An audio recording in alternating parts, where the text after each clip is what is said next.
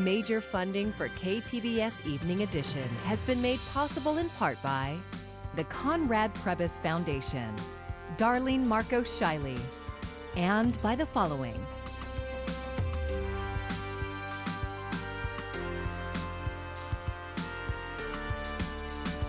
And by viewers like you. Thank you. Good evening. It's Monday, March 14th. Thank you for joining us. I'm Maya Tribulsi. Good news, bad news when it comes to gas prices. They went up for the 20th consecutive day, but barely. Also, hundreds of San Diegans found themselves on the receiving end today of free gas. The average price of regular unleaded in the county is $5.76, an increase of 0.3 cents. As for the free gas, KPBS reporter Alexander Nguyen was there for the giveaway and the message behind it. Follow me, sir. It's a little past 7 a.m. and Zach Brewster was the first person in line. I got up at 5 and drove up here. As cars lined up around the corner of this Arco gas station. He's driving a V8 Toyota Tundra. It's his only car. I filled it up like a week ago and it was $150. Brewster is a property manager and he drives around the city to check up on his 4 properties. He says today's $55 worth of gas giveaway will help him out. Can't complain about free gas. This reminds me when I was a kid. Jimmy Carter and the odd and even days sitting in the backseat with my dad. So I know how serious this is. Tina King feels the same. She works as a tutor at Encanto Elementary School. She says the high price of gas has limited her activities. I would say you don't get to do as much as you did before because you're like, oh, I want to save gas to get here or get there. In addition to free gas, participants also received $55 worth of free food courtesy of the San Diego Food Bank. The box contains canned foods and dried goods and should last a family of 4 for a few weeks. We know that folks that are going to be coming here to receive gas are probably also struggling with food insecurity. She says the food and gas will help struggling families avoid missing meals and having to skip work because they can't afford to drive. Organizers were able to help around 300 people today. The event was hosted by the People's Association of Justice Advocates in partnership with several other organizations. Shane Harris is the president of the People's Association. The gas prices in California are too damn high. People are hitting an all-time low at the pump. They're struggling from housing affordability to gas prices. About 2,700 gallons of gasoline were given away. That's the amount of a day's worth of gasoline for the station. Alexander Nguyen, KPBS News. Oil prices dipped below $100 today. The cost of a barrel fell more than 8%, down to $99.76. Traders say the drop came largely from COVID-19 lockdowns in China and possible progress in the talks between Ukraine and Russia. Analysts say this sell-off may lessen fears of an energy-based recession in the U.S. And if it continues, we may see prices at the pump ease. Russian airstrikes are moving ever closer to Poland's border, and that is raising concerns to NATO members. Meanwhile, peace talks are on hold once again today as both Russia and China deny allegations that Moscow requested military assistance from Beijing. Kristen Nguyen has the latest. Chaos and devastation as Russia intensifies its assault on Ukraine. Russian missiles hit a large military base near the western city of Lviv, killing at least 35 people and leaving more than 130 injured, according to local authorities. The attack not far from Poland, drawing the war even closer to the borders of a NATO country. Russian forces also opening fire on 2 American journalists, killing one while wounding the other, according to Kyiv police. We crossed a checkpoint and they start shooting at us. So the driver turned around and they kept shooting. In Kyiv, there have been heavy explosions and multiple casualties after authorities say a residential building in the Ukrainian capital was hit by shelling. Sick kids fleeing on makeshift medical trains. The unthinkable bombing of a maternity ward. Parents weeping over their children's broken bodies in the streets. U.S. officials say Russia has asked China for military support, including drones, as well as economic assistance. Both countries deny the request was made. We will not stand by and allow any country to compensate Russia for its losses from the economic sanctions. Meanwhile, the fourth round of talks between Ukraine and Russia were put on hold until Tuesday. Ukrainian President Volodymyr Zelensky will give a virtual address to Congress on Wednesday. Chris Wynn, KPBS News.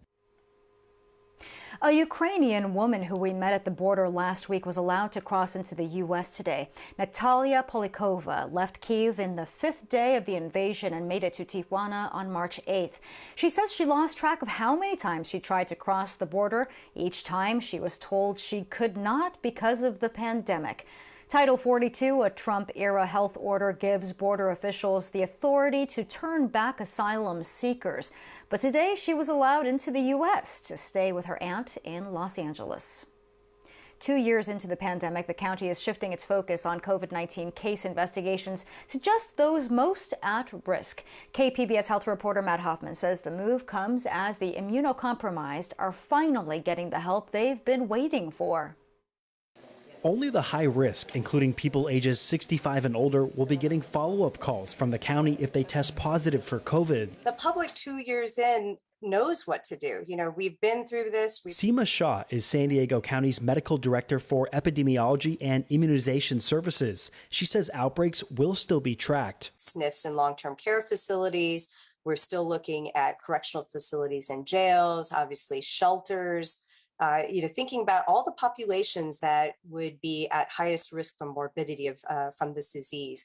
Of course, K through 12 is still a significant priority, and we are still seeing outbreaks in those locations. COVID-19 related hospitalizations have fallen dramatically in San Diego, but case levels aren't exactly where officials want them to be. We're still looking at anywhere from 300 to 700 cases a day.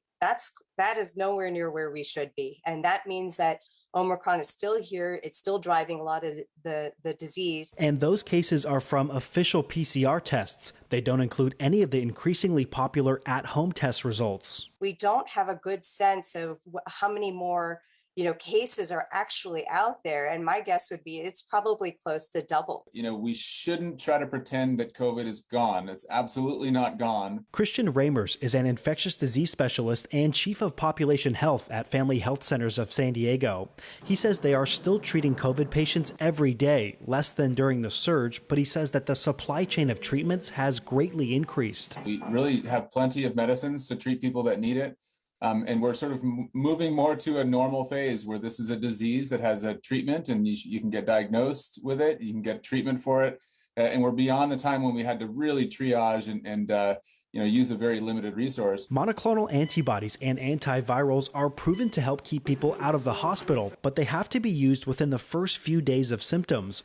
Supplies of the antibody Shield that offers protection for the immunocompromised are also increasing. It's really been approved and authorized by the FDA to be used as a preventive, actually, for people that are at high risk or for people that may not have responded to vaccines. The treatment could help those most at risk ease into the new normal. Now, these people have been kind of hung out to dry, and they're feeling very anxious and vulnerable as the mask mandates come off. Raymer says they have given out about 100 doses of Shield, but estimates they have at least 600 other patients who need it. The county says there is plenty of supply. Matt Hoffman, KPBS News. Some students returned to class without masks today after the state's indoor mask mandate at schools expired. Several districts, including those in Coronado, Vista, Carlsbad, Oceanside, Poway, San Marcos, La Mesa, Spring Valley, and San Dieguito Union High School, dropped the requirement. Our media partner 10 News spoke to parents who say they are glad masks are now only optional. We are absolutely thrilled and excited. We think 2 years to flatten the curve is enough. And we're just super excited that these little guys get to take their masks off. Somebody wants to keep it on, somebody wants to take it off. We're not on the mask team or the non-mask team. We're whatever's better for them. Both San Diego Unified and Sweetwater Union High School districts are choosing to lift their mask mandates after students return from spring break on April 4th. Chula Vista Elementary School District officials will drop the mask requirement starting on March 21st. The San Diego City Council today heard a presentation on the city's office space needs. KPBS Metro reporter Andrew Bowen says the current conditions are a nightmare for the city and its workers. More than 1,000 city employees work downtown, many in drab and outdated office buildings. The city tried to improve conditions by leasing the high-rise at 101 Ash Street, but that building turned out to be an uninhabitable money pit. Michael Zuquette heads the Municipal Employees Association, the largest union of city workers. He says the status quo at city office buildings is abysmal. The air quality is bad. The elevator systems are constantly out. The HVAC is a disaster. The bathrooms, the plumbing is often both inconvenient and costly to fix and maintain.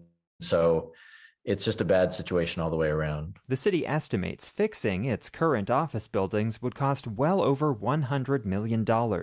City Council President Sean Ela Rivera says that fact is just as scandalous as the failed acquisition of 101 Ash Street. I don't mean to be alarmist, but I don't know how we can't be alarmed when we look at the numbers that are here. If you just, walk into this building and look around, it's not in great shape. And I think that's a product of failed leadership of the past. I'm glad we're having the conversation now. The city is currently crafting a remote work policy that would reduce some of its office space needs. In the long term, it's also considering building new offices on city-owned land. Andrew Bowen, KPBS News.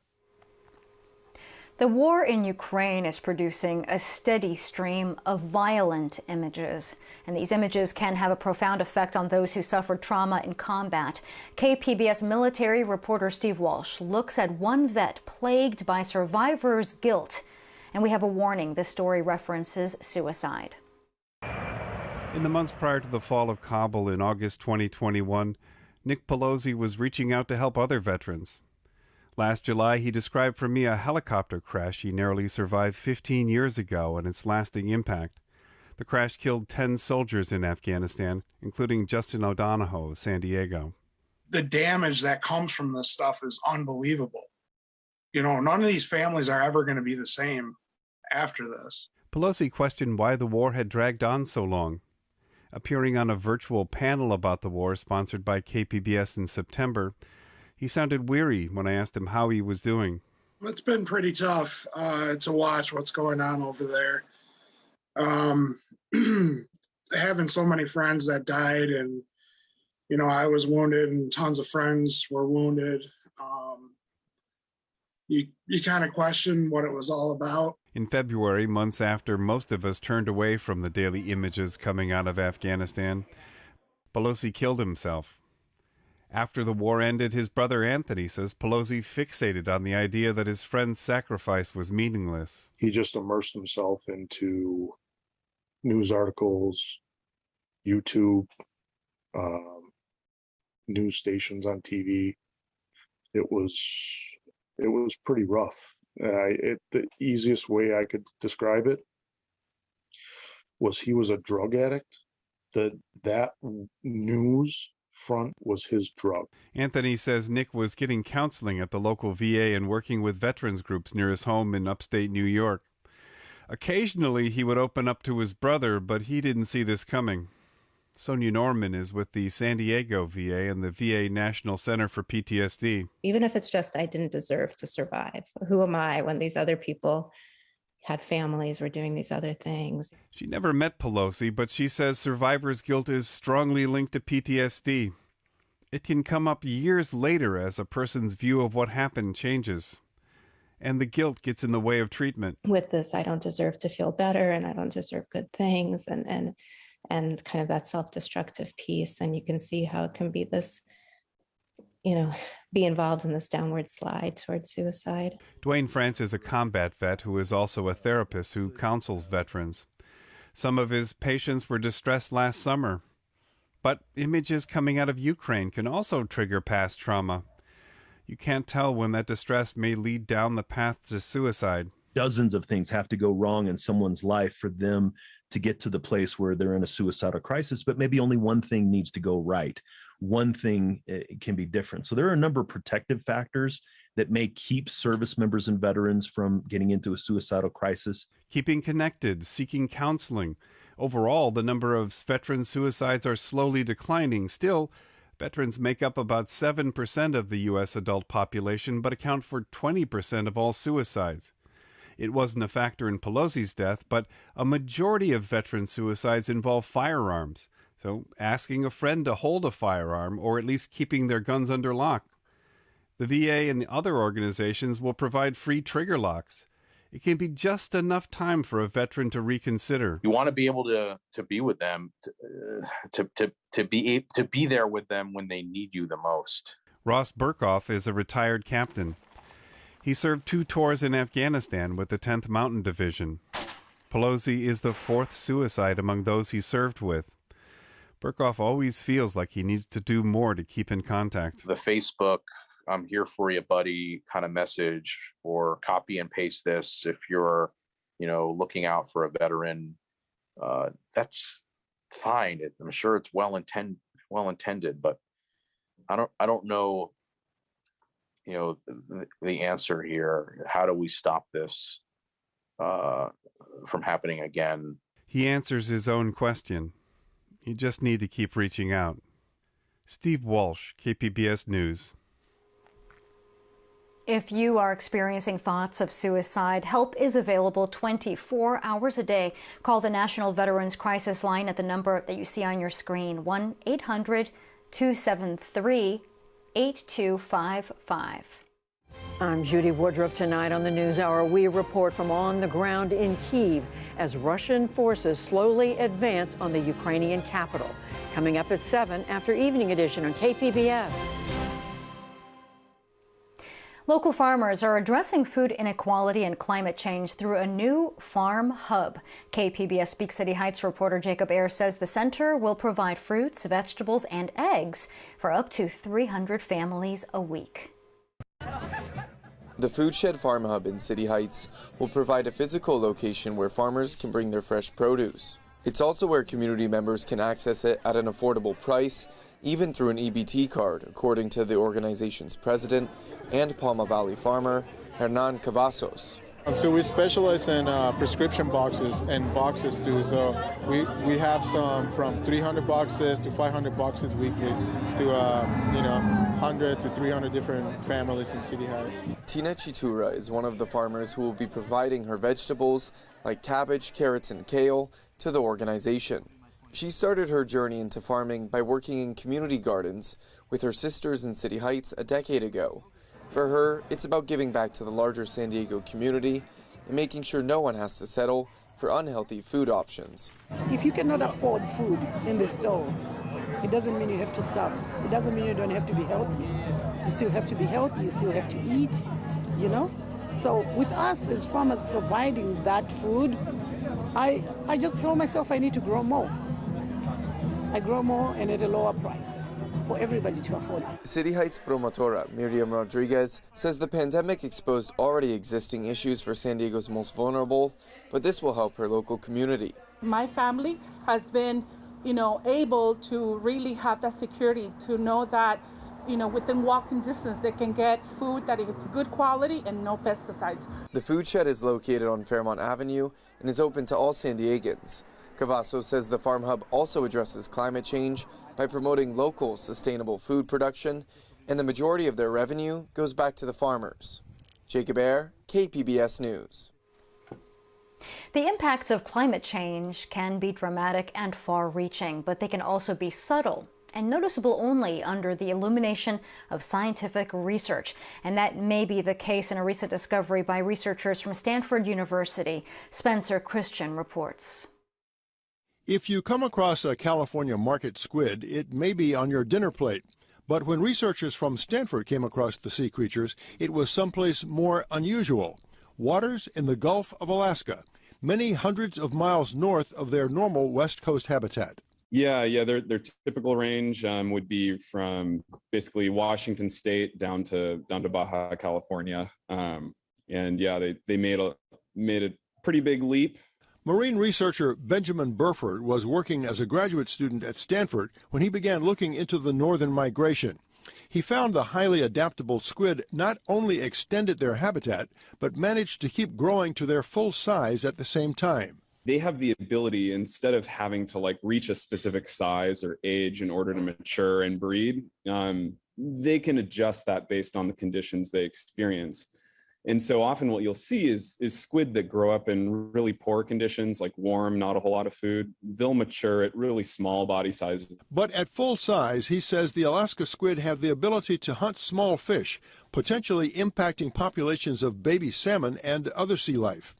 In recent years, marine biologists have noted a number of other marine species, like juvenile great white sharks, also extending their range farther north, to waters near Monterey. Theories have centered on climate change and warming ocean temperatures. But Stanford marine scientist Professor Mark Denny says the forces could be even more complex. Can't just look at, oh, well, the water temperature went up, so they moved. Well, you've got to have, the competition with other things and the lowering oxygen levels and things like that to explain it. They say it's all critical to understanding which species might be on the move in coming decades, along with where they might wind up. And just as important is the impact they could have on everything from fishing to local ecosystems once they establish themselves. I mean, that's like the first thing we want to know. Like, yeah, what are these squid doing? Who are they eating? Who's eating them? Who are they competing with? Because it's a new ecosystem. It's gonna affect them.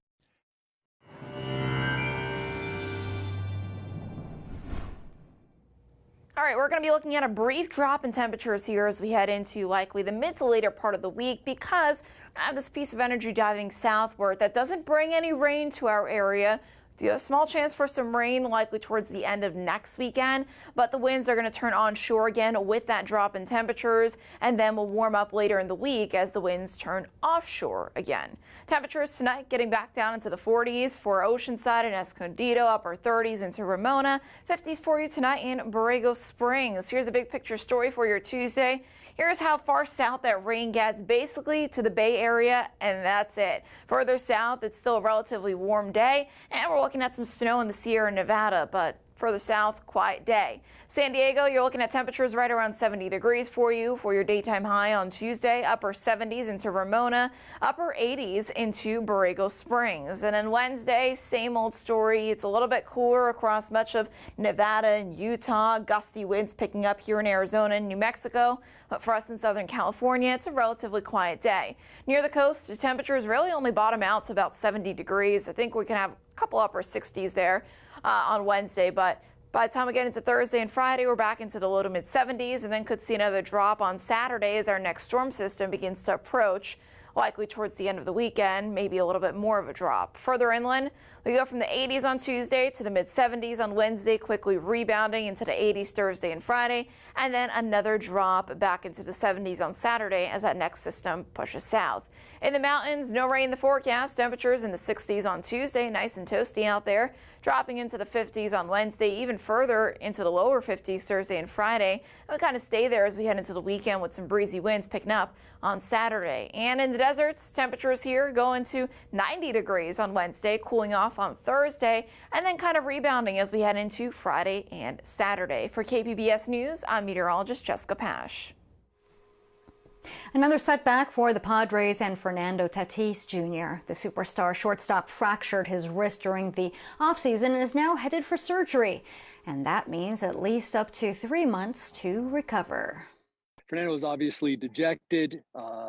Here we are, another season that Fernando Tatis will not play a full season that is not interrupted by injury. That is a little disconcerting, but I mean, he's what, 20, 20s, you think you're invincible. Hopefully he'll learn the lesson that got to take better care of himself. Tatis says he's not sure if the fracture is related to a motorcycle accident he had in the offseason. The 23-year-old All-Star finished third last year in MVP voting despite missing games due to a left shoulder injury and COVID protocols. Third seed out of the Mountain West is the number 8 seed in the Midwest, the Aztecs of San Diego State. They reached the mountain. SDSU is joining the March Madness. The Aztecs received the 8th seed in the Midwest region of the NCAA men's basketball tournament. They'll face 9th-seeded Creighton in a first-round game Thursday in Fort Worth, Texas. More than 2 years after postponing their tour, Pearl Jam announced rescheduled concert dates, including right here in San Diego.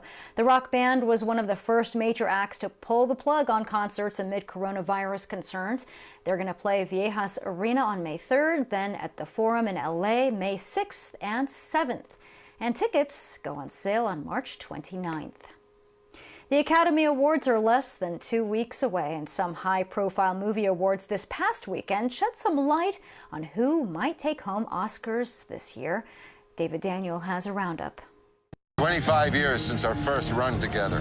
1900 and nothing. Britain's BAFTA Awards gave The Power of the Dog more Oscars momentum, honoring it with Best Film and Best Director for Jane Campion. 3 SAG Award winners tightened their grips on their Oscar categories by winning BAFTAs. Will Smith, leading actor for King Richard, Ariana DeBose, supporting actress for West Side Story, and Troy Kotsur, supporting actor for Coda. The only non-Oscar nominee to win a BAFTA for acting was Joanna Scanlon, leading actress for After Love.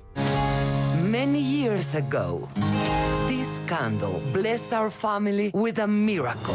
Encanto won the BAFTA for animated film, but it did not take the top prize from the Annie Awards, given by the International Animated Film Society. It gave Best Feature and 7 other awards to The Mitchells vs. the Machines. The Annie winner has gone on to take the animated feature Oscar 14 out of the last 20 years. Open up the gate, let him out. You sure he's not ready? Go on, let him out. Going by past performance, the Oscar race for Best Director may be nearly a lock. Jane Campion not only won the BAFTA for The Power of the Dog, she took the top prize from the Directors Guild of America. The DGA winner has gone on to receive Best Director at the Academy Awards 65 times in the last 73 years. In Hollywood, I'm David Daniel. Best of luck to all of them. You can find tonight's stories on our website, kpbs.org. Thanks so much for joining us tonight. I'm Maya Trabulsi. Good night. Major funding for KPBS Evening Edition has been made possible in part by the Conrad Prebys Foundation, Darlene Marco Shiley, and by the following.